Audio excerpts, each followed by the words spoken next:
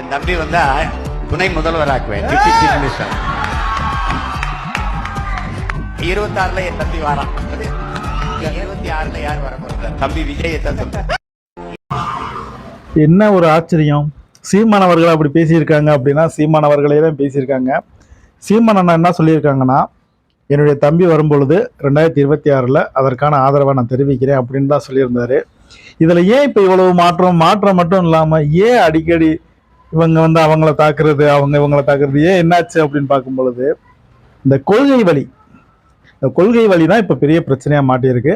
அது மட்டும் இல்லை, இன்னொரு முக்கியமான விஷயம் என்னன்னா, கிட்டத்தட்ட சீமான் அவர்களும் நடிகர் விஜய் அவர்களும் முதல் மீட்டிங்கில் வந்து, அதாவது கிட்டத்தட்ட ஒரு 6 மணி நேரம் அந்த மீட்டிங் நடந்ததாகவும் அதை பற்றின ஒரு விளக்கமும் கொடுத்துருக்காங்க.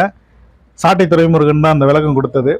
அதில் கிட்டத்தட்ட, அதாவது விடிய ராமாயணம் கேட்டு சீதைக்கு ராமன் சித்தப்பென்ற மாதிரி நம்மளுடைய தமிழ் எழுத்துக்கு எது ஆப்போசிட்டாக நிற்கிதோ அந்த விஷயத்தையே நடிகர் விஜய் அவர்கள் ஆதரிக்கிறாங்க அப்படின்ற விஷயம் தெரியும் போது தான் இவங்க 2 பேருக்குள்ள வந்து ஒரு விரிசல் அதிகமாகுது.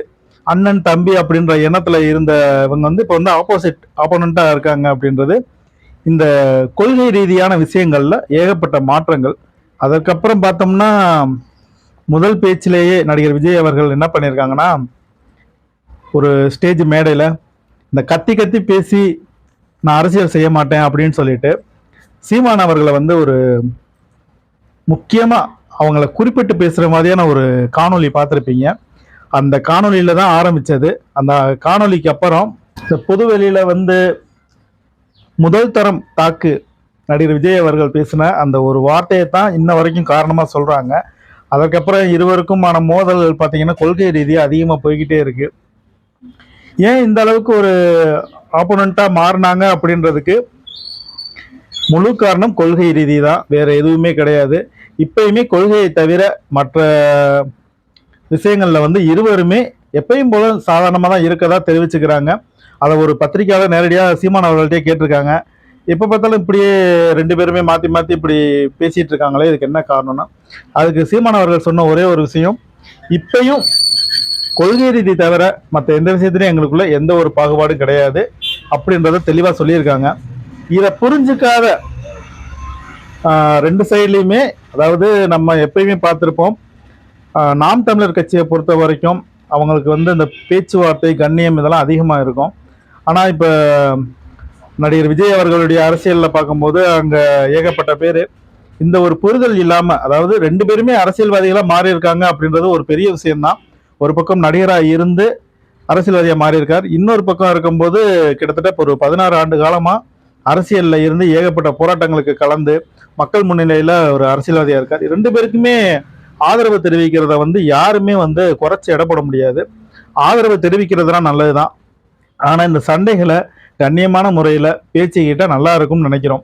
ஏன்னா இது இந்த பேச்சுவார்த்தையெல்லாம் பார்க்கும் பொழுது, இந்த செயல்பாடுகள் பார்க்கும் பொழுது நம்மளுக்குள்ளேயே அடிச்சு கிடக்கிற மாதிரி தான் இருக்கே தவிர, இது எதிர்கட்சிகளுக்கு வந்து ரொம்ப சாதாரண விஷயமா தெரியும்.